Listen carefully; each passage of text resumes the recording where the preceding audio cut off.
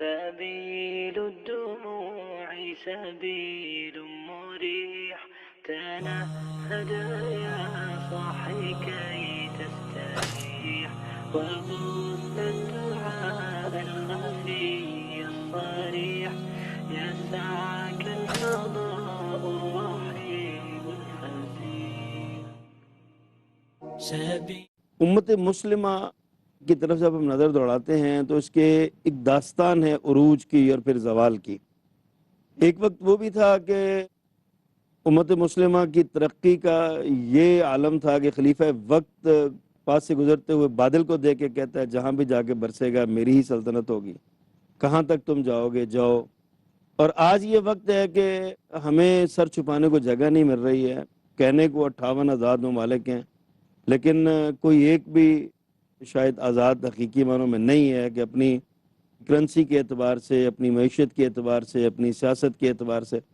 تو آپ یہ فرمائیے کہ امت مسلمہ کے عروج و زوال میں علم کا کردار کیا ہے؟ کیا علم کو اپنا کر عروج ملا تھا یا اس کے علاوہ بھی کوئی فیکٹرز تھے جن کی وجہ سے امت مسلمہ کو عروج ملا؟ بسم اللہ الرحمن الرحیم. علم چونکہ روشنی ہے اور ایک بلندی اور رفعت اور مقام اور مرتبے کا دوسرا نام ہے. علم کی وجہ سے اللہ تعالیٰ نے بہت بلندیاں دی، لیکن بلندیوں سے پہلے میں اس بلندی کے اثر راز کی طرف لانا چاہوں گا. سماج اس وقت 5 پہلوؤں سے دور ہو چکا ہے. اگر ان پہلوؤں میں واپس آ جائے تو وہی عروج، وہی رعب اور دبدبہ و شان و شوکت اس کو مل سکتی ہے. ایک وقت تھا کہ اہل علم کے دروازوں پہ بڑے بڑے بادشاہ آیا کرتے اور کہتے کہ حضرت کا دیدار ہو جائے، اور آج کسی علم والے کو کسی عام دفتر کے سامنے بیٹھنا پڑتا ہے کہ کب میری کوئی بات سن لے. اس کی کوئی آخر تو وجہ ہے نا. سب سے پہلی بات یہ ہے کہ معاشرے کے اندر جو معاشرے نے کام چھوڑ دیا ہے، ذمہ داری سماج کی یہ ہے کہ جہاں اہل علم نظر آئیں ان سے کسب فیض کیا جائے، ان کو سلام کیا جائے، ان کو احترام دیا جائے. صحیح. دوسری بات جو معاشرے کے اندر ختم ہوگی ہے کہ کسی بھی شرعی مسئلے کی رہنمائی کے لیے علماء کی طرف رجوع نہیں کیا جاتا، الرٹ اپ خود پیش کیے جاتے ہیں. بالکل صحیح. اور رسول اللہ صلی اللہ علیہ وسلم نے فرمایا تھا ان القرآن لم ينزل يكذب بعضه بعضا ولكن يصدق بعضه بعضا. قرآن اس لیے نہیں اترا کہ اس کو آپس میں ٹکراؤ، یہ تو ایک دوسرے کی تصدیق کرنے کے لیے نازل ہوا ہے. فما عرفتم منه فاعملوا به وما جهلتم منه فردوه الى عالمه. جس کا تمہیں پتہ چل جائے اس پہ عمل کر لو، جس کا پتہ نہیں تو کسی عالم کی طرف رجوع کر لو. صحیح. آپ کو یاد ہوگا کہ عمر بن عبدالعزیز رحمۃ اللہ علیہ جب ان کو خلیفہ بنایا گیا تو ان کا چہرہ لپٹا ہوا تھا اور وہ رو رہے تھے. اللہ اکبر. کسی نے پوچھا کہ آپ رو کیوں رہے؟ کہا کیوں نہ رو، مجھ کو اس کام کے لیے تیار تو کیا گیا ہے لیکن یہ کتنی بڑی ذمہ داری ہے، یہ جس کو پتہ ہو روتا ہی نظر آتا ہے. اللہ اکبر. پھر انہوں نے کام کیا کیا؟ کہا کہ حکومت میں کروں گا، لیکن پوری سلطنت سے 7 علماء کی ایک کمیٹی بنائی تھی. ہمیں آج تو پتہ چلتا ہے نا کہ 2 سال میں پوری دنیا میں انہوں نے عدل قائم کیا، لیکن اس کے پیچھے پس منظر کا پس نہیں ہم منظر کیا دیکھتے تھا نہیں. بالکل صحیح. وہ کسی کو پتہ ہونا چاہیے. 7 علماء کی سلیکشن کی اور ان کو مجلس میں بٹھا کے کہا کہ تم سے مجھے نیک کوئی نظر نہیں آیا، اللہ اکبر. لیکن میں 3 گزارشیں آپ سے بھی کروں گا. میری مجلس میں بیٹھ کے کسی کی غیبت نہ کرنا، اللہ اللہ اللہ اللہ. میری مجلس میں بیٹھ کے کسی کی بات کا غلط مفہوم نہ لینا، میری مجلس میں بیٹھ کے کبھی کہہ نہ لگانا. اللہ اکبر. پھر وہ قوم سے مخاطب ہوئے اور کہا سنو، میں تم سے 4 کام چاہتا ہوں. علم نہیں سیکھا کن متعلما، علم سیکھنے بیٹھ جاؤ. اچھا. سیکھ چکے ہو کن معلما، سکھانے لگ جاؤ. دونوں کام نہیں کر سکے فاحبہم، علماء سے محبت کرو. اللہ اکبر. فإن لم تحبہم فلا تبغضہم، اگر محبت نہیں کر سکتے تو دل میں ان کے بارے میں بغض نہ رکھنا. اور ابن القیم رحمۃ اللہ علیہ نے اس لیے کہا تھا دین آیا ہے 2 راستوں سے، مسجد سے، مسجد والے سے. جب ان دونوں میں کسی ایک سے انسان کو نفرت ہو جاتی ہے تو آدھے دین سے فارغ ہو جاتا ہے. فارغ ہو جاتا ہے. دونوں سے نفرت ہو جائے تو دین سے نفرت ہو جاتی ہے. پھر رجوع علماء کی طرف کیا جائے. پھر تیسری بات علماء سے بغض نہ رکھا جائے اور علماء سے اختلاف نہ کیا جائے. امام مالک رحمۃ اللہ علیہ کہا کرتے تھے المراء یقسی القلب، وَيُورِثُ الضَّغْنَ، یہ علماء سے جھگڑا ہے نا، یہ دل کو سخت کر دیتا ہے، اللہ اکبر. اور عداوت جو ہے بغض انسان کے سینے میں پیدا کرتا ہے. اور پانچواں کام، علماء کی غیبت نہیں کرنی چاہیے. رسول اللہ صلی اللہ علیہ وسلم نے علماء کی شان بیان کی ہے، اور ہم اس مبارک سلسلے کی جب غیبت کریں گے، امام نووی کا قول یاد کرنا چاہیے. وہ کہا کرتے تھے ان لحوم العلماء مسمومہ، اللہ علماء اکبر. کے گوشت بڑے زہریلے ہیں. گوشت سے کیا مراد ہے؟ غیبت. غیبت صحیح.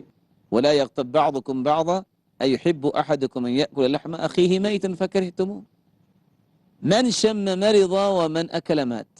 اللہ اکبر. جو ان کا گوشت سونگ لیتا ہے بیمار ہو جاتا ہے دینی طور پہ، جو کھا لیتا ہے مر جاتا ہے. اور آگے لکھتے کیا ہیں؟ وعادة الله في هتك أستار منتقصيهم معلومة وأن من أطلق لسانه في العلماء بالسلب ابتلاه الله قبل موته بموت القلب. اللہ اکبر. اللہ تعالیٰ کا یہ قانون ہے، جو علماء کے بارے میں زبان کھولتا ہے، مرنے سے پہلے اللہ اس کے دل کو مردہ کر دیتے ہیں. اور امام نووی فرماتے ہیں ہمارے زمانے میں ایک شخص علماء کے بارے میں بڑی زبان درازی کرتا تھا. فلما مات اندلع لسانه واسود، جب مر گیا تو اس کی زبان باہر آ گئی منہ سے اور کالی ہو گئی، سیاہ ہو گئی. والجزاء من جنس العمل. اور اس لیے بھی قرآن مجید کی آیت کو پڑھنے سے پتہ چلتا ہے قل اب اللہ و آیاتہ و رسولہ کنتم تستہزئون، یہ کب نازل ہوئے؟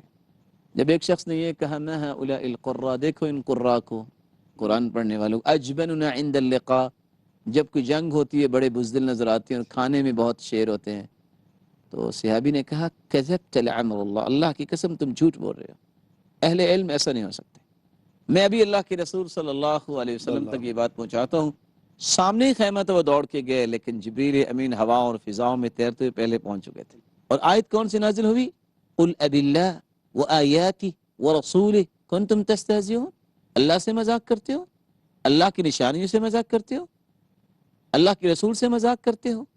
مذاق کس سے ہوا؟ اہل علم سے.